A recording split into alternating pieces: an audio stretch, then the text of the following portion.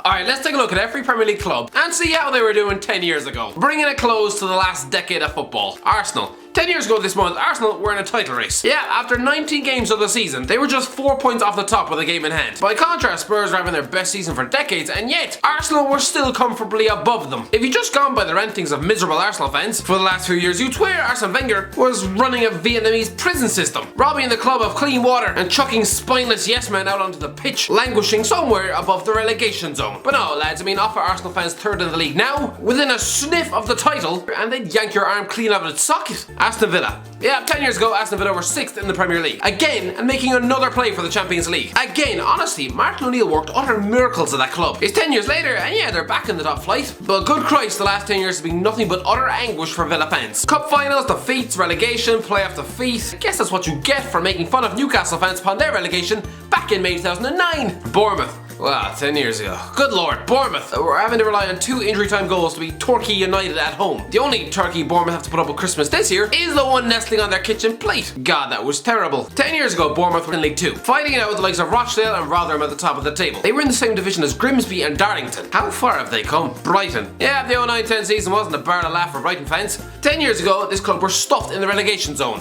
In League 1. Yeah, the Seagulls were essentially staring into the abyss. Thankfully for them, they stayed up and it's been a steady climb ever since. So don't worry, Tranmere, there's hope for you yet. Burnley. What were Burnley doing 10 years ago? Not much, except in the process of chucking their good start to life in the Premier League into a soggy bin. They were a newly promoted side in the top flight, who had started well, beating the champions of England in their first home match, following it up with a win over Everton, lying 10th in the league in Halloween, and then it was all chucked out the window. 10 winless games chucked them down the league before Christmas, but they were still 14th in the league at the turn of the year. Then Owen Coyle swaps them for Bolton. He was to be replaced by Brian Laws, which essentially stamped the ink on Burnley's death warrant. Chelsea. Yeah, back in January 2010, Chelsea were 5 points clear at the top of the league. They just beat Fulham 2-1 at home, courtesy of an own goal from a teenage Chris Smalling. Despite this turning into his own goal on his professional debut in sport, he was signing a contract at Old Trafford within a month. I can only assume Fergie had spent the night locked in a pub when he made that decision. Chelsea were looking good though, firing on all cylinders, Didier Drogba on his way to a golden boot. 10 years later, they're 4th in the league, with their best player arguably being Mason Mount, a lad who back then looked like a dead pop singer's wet dream. Crystal Palace. 10 years ago, Crystal Palace were just another bang-average championship club. 9th in the league, 3 points outside the playoffs, drawing 0-0 at Swansea. You would imagine a fixture between Swansea and Crystal Palace was always going to be as boring as sin. Explain that to the 5-4 thriller in late 2016. Everton. 10 years ago, Everton were having a bit of a rough old season. Finally, their last match of the year and decade,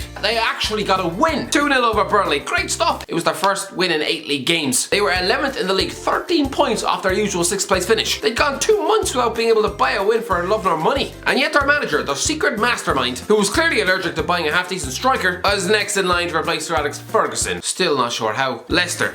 This has been an incredible decade for Leicester, hasn't it? I mean, Christ above, 2 cracks at a Premier League title. Champions League football, absolute dreamland for the Foxes. 10 years ago, their last game in 2009 was postponed away to Doncaster due to a waterlogged pitch. They were newly promoted, 5th in the Championship, and making a serious play for the playoffs. At the time, Leicester fans were delighted with that. If only they knew what was next. Liverpool. 10 years ago, Liverpool were dying a slow death. Rafa Benitez, undoubtedly brilliant manager and Anfield legend. This was the year some of the fans turned on him. Not to the extent of Chelsea fans, who essentially greeted him with chants of fat Spanish waiter upon his arrival. But still, Liverpool wanted a change. It was Christmas, they were 7th in the league and had already lost 7 league games. To put it in context, the current Liverpool side, they've lost 7 league games since April 2017. That's nearly 3 goddamn years. The Reds signed off the last decade with the last gasp 1-0 win at Villa Park to move them 1 point above Birmingham in 7th. For Christ's sake, they're only 3 places above Sunderland. A lot has changed since. Man City.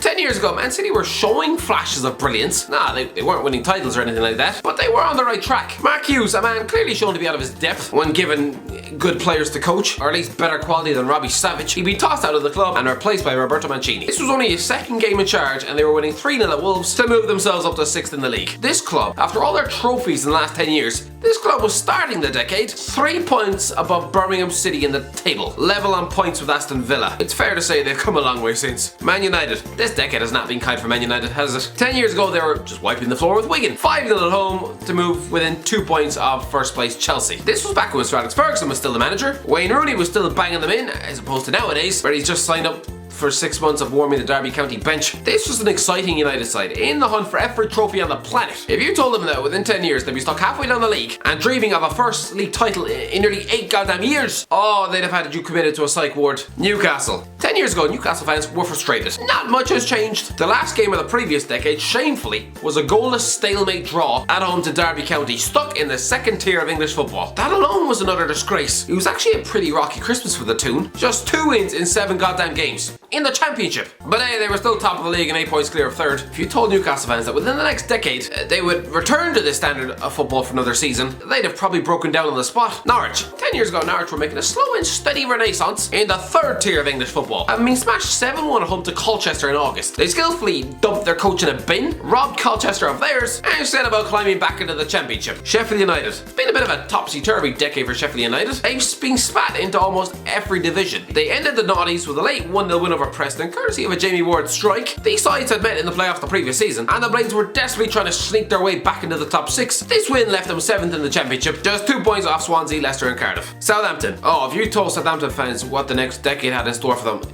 including European football, they'd have laughed in your face. They signed off the last decade in embarrassing fashion, going down 2-1 at Colchester, leaving Alan Pardew and co. rooted 13th in League One. 13th for Southampton in English football's third tier. Oh good lord, how embarrassing. Tottenham. Where were Tottenham 10 years ago? To be honest, it was a pretty good season for them. They were on their way to qualifying for the Champions League, at the expense of those fat cats from the blue half of Manchester. Their last game in 2009 was a 2-0 home win over West Ham to move 4th in the Premier League. They were an exciting team full of fervour and energy, underneath Harry Redknapp, who back then looked every inch the next England manager. He wasn't. Instead, he went to court, admitted he couldn't read, got relegated, and spent 6 weeks unshowered in an Aussie jungle. Oh, Harry never changed. Watford. 10 years ago, Watford were going nowhere fast. Their last game in 2009 was a dramatic 2-2 draw at Bristol City, in a game that bore no real significance to anyone. Both teams were sitting halfway down the league. The Hornets were closer to relegation than automatic promotion, 13th in the Championship, a pitifully dull existence. That was about 13 different Watford managers ago. The only thing that's remained in the 10 years since is that they still play at Vicarage Road, and Tom Cleverley is still getting a game in the middle of the park. West Ham. 10 years ago, West Ham were an utter disgrace. You think this season is bad? Look at them towards the tail end of 2009. I promise you, it wasn't pretty. They'd already lost 10 games by New Year's Day, had won just 4 and were perched on the edge of the relegation zone. Good to see much has changed in the last decade, eh? Wolves. 10 years ago, Wolves were almost unrecognisable. And lads, things were going to get a whole lot worse before they got better. They were in for a world of pain over the next decade. But at least the payoff at the end would be good. At the time, they were 16th in the Premier League, locked in yet another relegation battle, forcing the fans to watch the likes of Kevin Foley and Chris Uwelimo on a weekly basis. Oh, Wolves, I think it's safe to say those fans have paid their dues. Anyway, that's the end of it, lads. I would say, what do you think? I mean, this isn't really an opinion video, it's more just facts, as Rafa Benitez would say. But let me know, are you happy with the progress your club has made over the last decade? Or like Man United fans, you wake up every morning covered in sweat? Let me know in the comment section below. If you enjoyed the video, don't forget to like, share and subscribe. And as always, I'll talk to you in a while.